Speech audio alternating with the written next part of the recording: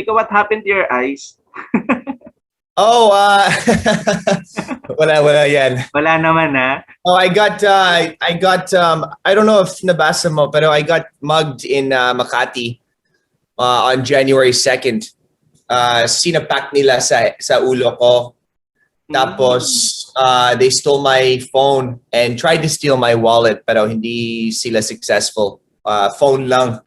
Thank God. Oh, talaga? So, Ulit? nahuli ba? Nahuli ba? Oo, nahuli. Parang riders in tandem. Hindi sila nahuli. They got away ba? Kasi riders in tandem, so may bike sila. So parang sinapak nila sa ulo ko. Tapos, syempre, nataranta ako. And then, meron akong phone sa left hand ko. Grinab niya yung phone ko. And then, I tried chasing after them, pero hindi na naabot kasi parang they ran the red lights sa corner. And then, nawala sila. Wow.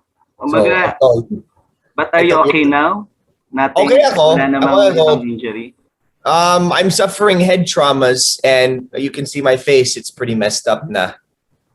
Pero recovering na ako and it's getting better. Pero of course, parang traumatized ka, when those kind of things happen. And sa 7 years ko dito, walang nangyari na ganyan, right? Where I was, mugged or I got my stuff stolen. So, akala ko ligtas, pero I mean, hindi ligtas. I mean, sa lahat ng bansa, hindi ka ligtas. You have to be careful. And syempre target ako. I was wearing a gold chain and I had my parang designer bag, and then syempre they targeted me sa street. Nag-isa ako also. And ayun, they saw me, they targeted me, and then they took my phone. Nasa saan ka nun? You're holding your phone? You're calling someone? Parang ganon? Actually, naligaw ako. Kaya nag-waze ako at the time. Nag-waze ako. And when I was doing the waze, nakita nila, of course, na nakitang phone ko. Tapos they got it. And the phone was still open when they got it. So parang they reset the phone agad. Para I couldn't use, find my iPhone. Yung app sa iPhone.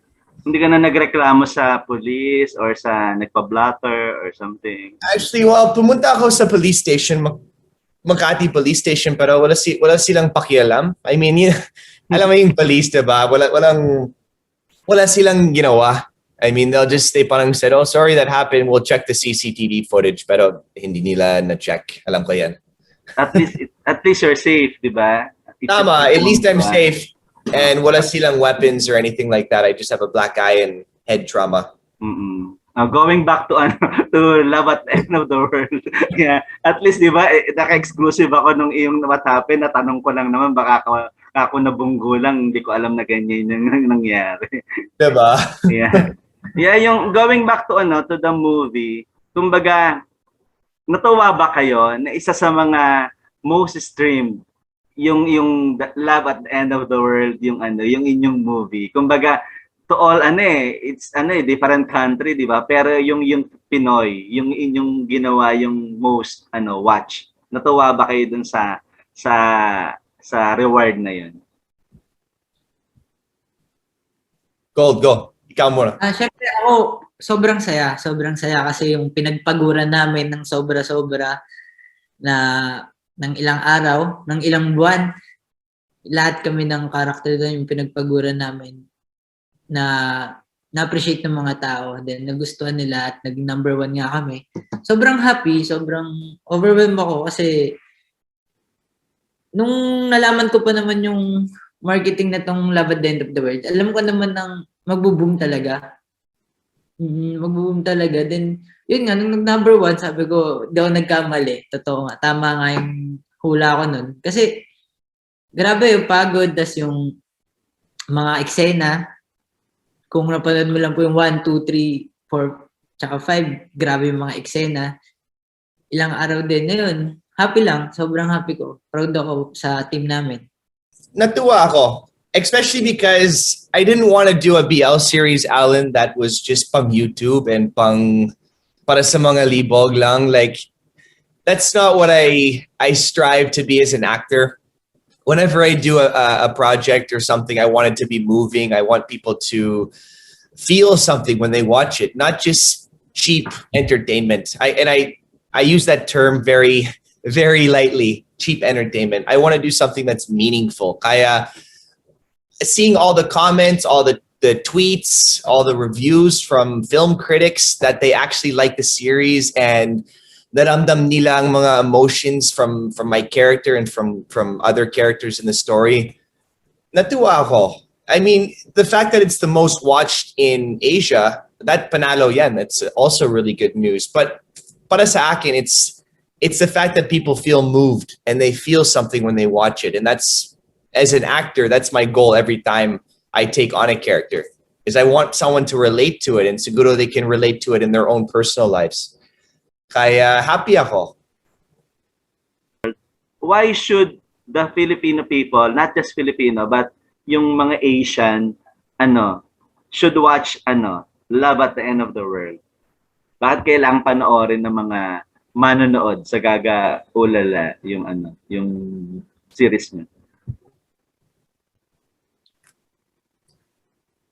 Gold. Ikaw muna. Siguro, ako kasi siguro etong movie kasi etong series kasi namin, bawat eksena, bawat series, bawat episode, may iba't ibang pinagdadaanan na nangyayari talaga sa realidad ng tao. And dito sa movie namin na to, ano bang itong movie na to, pag napanood nyo siya, anong gagawin nyo kapag 7 days mawawala na lahat? Mawawala na tayo. Parang may sakit ka. Anong gagawin mo kung may sakit ka tapos nakataning ka na? Anong gagawin mo? Then para maging knowledgeable din sila sa ibang nararamdaman ng iba't ibang partner. Tulad ng episode 4, may ganun palang klaseng relasyon na hindi natin alam na grabe pala, may ganun talaga. Tapos, ano ba? Ayun lang naman. Siguro kapag pinanood yung Love at the End of the World, mas malilinawan kayo kung ano pa yung mga bagay na hindi natin alam. Tulad ng episode 4. Yun, Nico Locco. Nico. Yeah, I think, well, Alan, I'm happy that you mentioned international audiences all over Asia, because this series isn't just marketable to mga Pinoy, it's actually marketable to all of Asia. And that's why it's done so well across Southeast Asia. It's top watched. I think people need to watch Love at the End of the World kasi maraming aspects sa itong series. I mean, if you want the sex, if you want the pampalibog type stuff, it's there. It's all there. There's maraming sex scenes dito sa Love at the End of the World. But if you want a more malalim na intriguing story, dyan pa rin. It's very thought-provoking. And I'm sure you're familiar with the movie Don't Look Up with Leonardo DiCaprio on Netflix. It's very similar, right? Kasi when napanood ako yung movie, I was thinking about myself actually in that moment. What would I do with 24 hours left on this earth before I die, right? So parang it's the same feeling when you're watching Love at the End of the World. What would you do with the remaining days of your life on the planet? Kasi, I mean, we're always thinking about some mga stresses, mga material things, everyday type stuff, but we forget to think about life as a whole. And what's important in our life is our loved ones, our friends, all of those things. So I think that's why you have to watch Love at the End of the World, because it's thought-provoking, and you might look at your life from a different perspective for 30 minutes or 1 hour when you're watching this series. Before my last question, you want to answer that, Nico? What will you do before the end of the world? 7 days before end of the world. Ikaw mismo, personally. Sex. I'm just kidding. Well, maybe that's included, sex, but I would spend it with my family. And Alan, we've been asked this question a lot, even in other interviews, right? Because of course, it's a very relevant question based on our series. And I'm like, can I think of a different answer some of my interviews? But I just keep coming back to the same answer. And I would spend it with my loved ones. I would spend it with my friends, my family, and tell them how grateful I am And thank you. Sinasabi ko, thank you. Thank you for giving me a great life. Thank you for raising me. Thank you for all these things before the world ends. I just want them to know that. Kasi sometimes we forget to appreciate the people in our lives and tell them just thank you. You know, kasi sometimes you have away, sometimes you have disagreements, and that siguro puts a barrier between our relationships in our life. And I would just forget about all that crap and just say thank you. Yun lang. Kaya nga ang ganda ng title nito, no? Love at the End of the World. Diba? Yun yung ano di ba? Yun yung pinaka-thought nung bawat story nung episodes. Yeah. How Oo about nga. you, Gold? Sa alin po? What will you do 7 days before end of the world? Siguro, syempre, bago mag-end of the world, syempre, kakausapin ko muna lahat ng taong mahal ko. Tapos lahat ng tao na magulang ko, syempre, magulang ko, dadasal kami, kasama ko sila. And mga friends ko, mga malapit sa akin, ano pa ba? Siguro gagawin ko na lahat ng bagay na kahit bawal gagawin ko na. Kasi mamamatay naman na in 7 days. And yun, susuko ko muna lahat talaga kay God. May last question, para hindi lang naman yung inyong series yung pag-uusapan, pati yung iba. Doon sa ibang series, doon sa ibang episodes that you watch, 1, 2, and 3, ano yung pinaka-favorite nyo? Aside doon sa inyo, and why? 1, 2, and 4 po. 1, 2, and 4, yeah. 1, Get 2, and 4, yeah. Ooh. Ako ba? Ikaw muna, Nico. Ikaw muna, Gold. Nag-iisip pa rin ako. Ako siguro kung meron akong gusto doon, actually lahat naman gusto ko. Pero para mas tumatak sa akin yung episode 4 kila Yam and Elijah. Kasi grabe yung mga Nico Locco? 7 Love ba? scenes. Ilang love scenes, no? Yeah. 7, Nico Locco, 7 tawag doon kapag parang 7 stages of withdrawal when may addiction ka sa yeah. or mga drugs. Ako sa kanya, may ganun. Tapos, ang ganda rin nung eksena nila. Grabe rin yung lapangan, yung laban. Tapos, yung makikita mo kung gaano ka-toxic kapag mga addict kayo. Yeah. Yeah, that's good. So kaya mo rin gawin yung mga ginawa nila Yam doon soon kung sakali. Yung addict, nag-tukong ako dati sa TV5. Yun. Actually, bagay sa'yo, Gold, yung tipong addict role. I think you could do well in that type of role. No? How about you, Nico?